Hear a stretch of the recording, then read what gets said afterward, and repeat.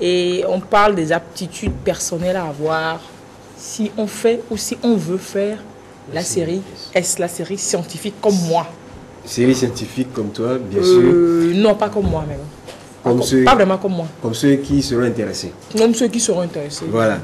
Alors aujourd'hui... J'ai comme l'impression que ma cravate est penchée ou bien? Non, ça va, c'est suffisamment centré. Ça va? C'est suffisamment centré, ça va. Ok, voilà, ça tient super. Bien. Non, c'est pour rigoler. Donc, alors, pour pouvoir réussir en série S, il y a des aptitudes personnelles à avoir. Yes. Et d'ores et déjà, je voudrais faire une petite précision par rapport aux quelques messages et coups de fil que j'ai eu tout au long de la semaine. Pour réussir en série S, il ne s'agit pas de se mettre en tête que c'est les mathématiques.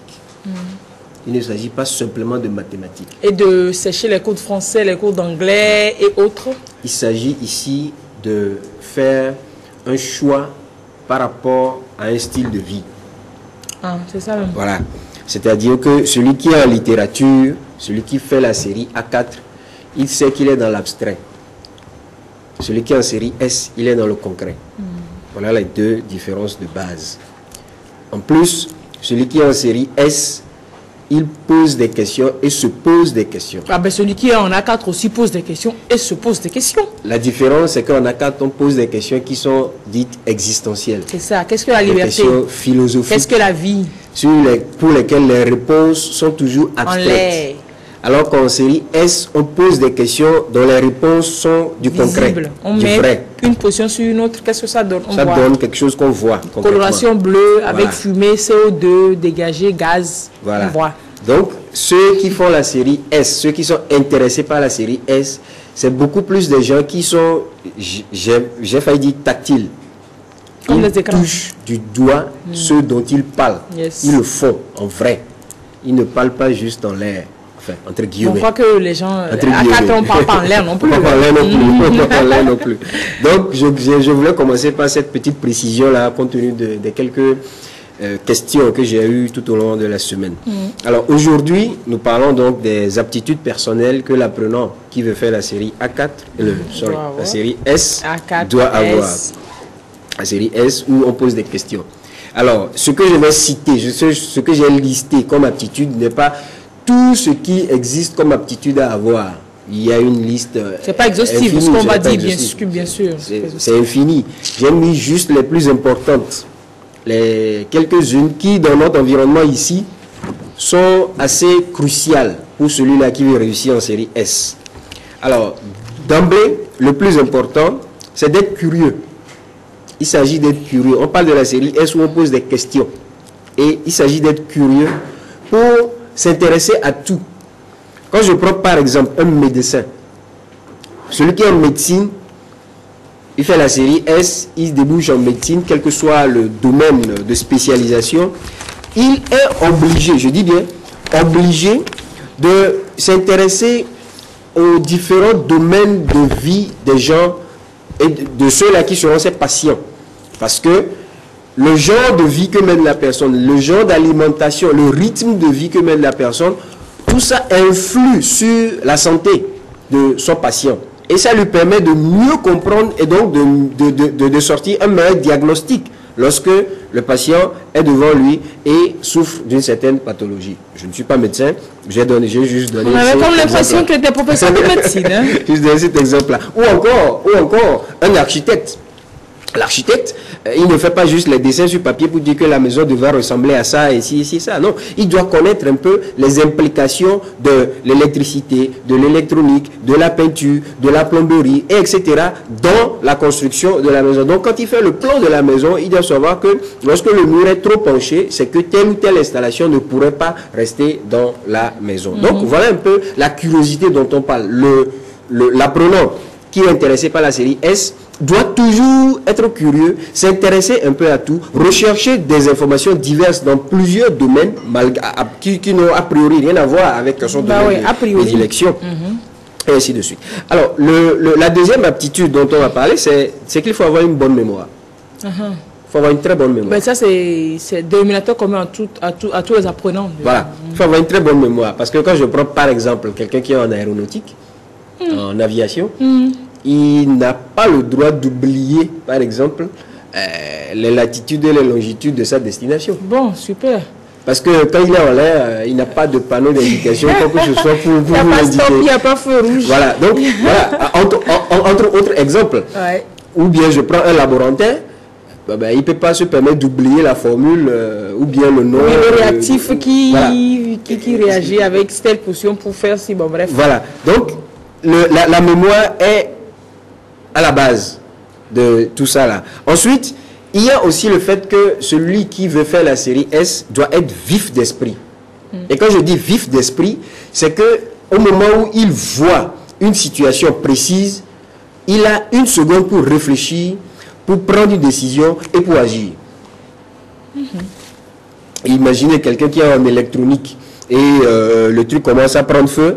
C'est pas maintenant qu'il va commencer, oh il y a du feu, il y a du feu. Il va appeler les pompiers.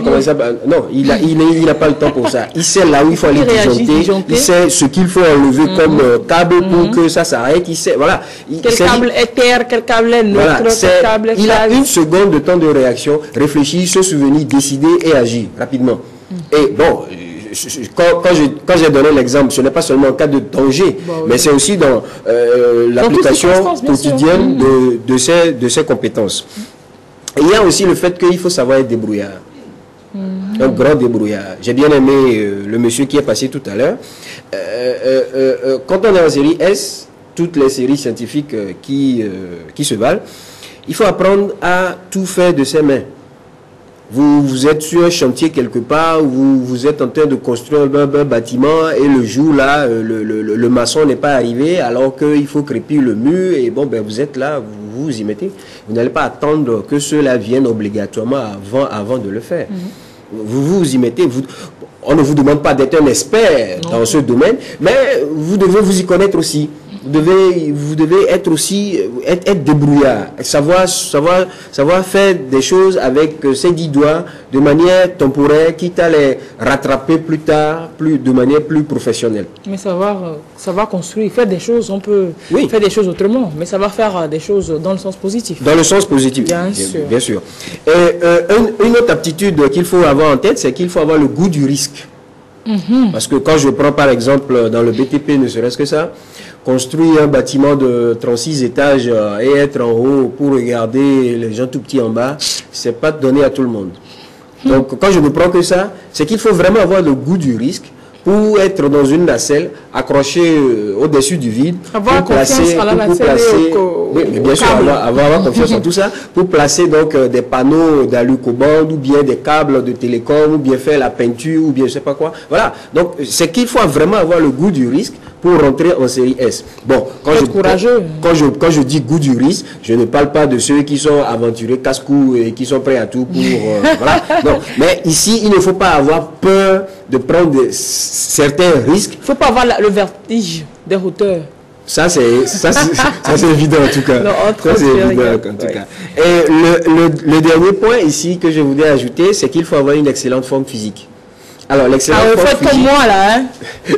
Vous me voyez là, il faut comme moi, quoi. Voilà, ça parle de lui-même. Bah oui, quoi. Donc, je voulais dire, excellente forme physique. Ici, je me souviens, une fois, je discutais avec certains élèves et ils m'ont... Quand j'ai soulevé ce point, ils m'ont demandé, mais et les handicapés? Je dis non. Les handicapés sont en excellente forme physique autant que vous. Je n'ai pas parlé d'handicap, j'ai parlé d'excellente forme physique. Alors, la personne peut être handicapée, tout ce que vous voulez, moteur, visuel ou tout, mais être en excellente forme physique pour travailler. Bien sûr, en série S, parce que c'est pas tout le monde qui est appelé à monter sur les échafauds. Non. C'est pas tout le monde. Voilà, il y a des travaux. Je connais des personnes handicapées moteurs, mais qui sont d'excellents architectes. Ils te dessinent les plans et tout, et ils font tout correctement comme il faut avec les logiciels AutoCAD et tout. Ils te font un travail propre. Et c'est parce qu'ils sont en excellente forme physique pour travailler pendant de longues heures, et être toujours prêt quand il y a la pression, quand les clients demandent des trucs pour des délais pas possibles et tout, ben, ils sont toujours debout, ils sont toujours prêts pour le travail.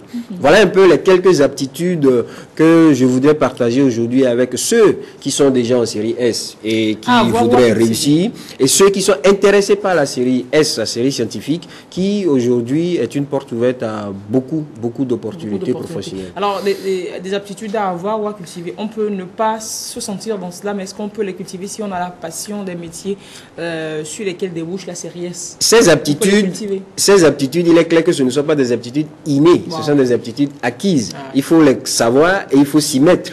À partir du moment où je sais que voilà, j'ai un corps qui me permet de faire beaucoup de sport, donc je développe le côté forme physique, excellente forme physique pour faire face à toutes les contraintes professionnelles qui vont s'imposer dans le métier que j'aurai choisi. Ça, c'est l'évidence. Ceux qui aujourd'hui pensent qu'ils n'ont pas une grande mémoire, il y a des exercices qui leur permettront. Vous vous rendez compte que vous avez des trous de mémoire, vous avez des soucis de mémoire, que ça prouve déjà que vous n'avez pas de problème. Voilà. Mais que ça s'appelle la nosognosie et voilà quoi. J'ai lu des trucs dessus, c'est super intéressant et on vous le proposera très bientôt dans le Bala. Ça aidera les apprenants à développer leur mémoire. Et je suis sûr que l'expert que vous allez inviter aura fait une série S et aura réussi. C'est pour ça qu'il est expert aujourd'hui. Voilà. Hein, tu vois ça. Merci Thor. Merci beaucoup Alice. Super. Et dimanche la prochaine fois, on parlera des débouchés. Nous allons parler des débouchés avec un invité qui a fait la série S et qui viendra nous parler un peu de son parcours académique et professionnel. Super. Merci Eric Boulin.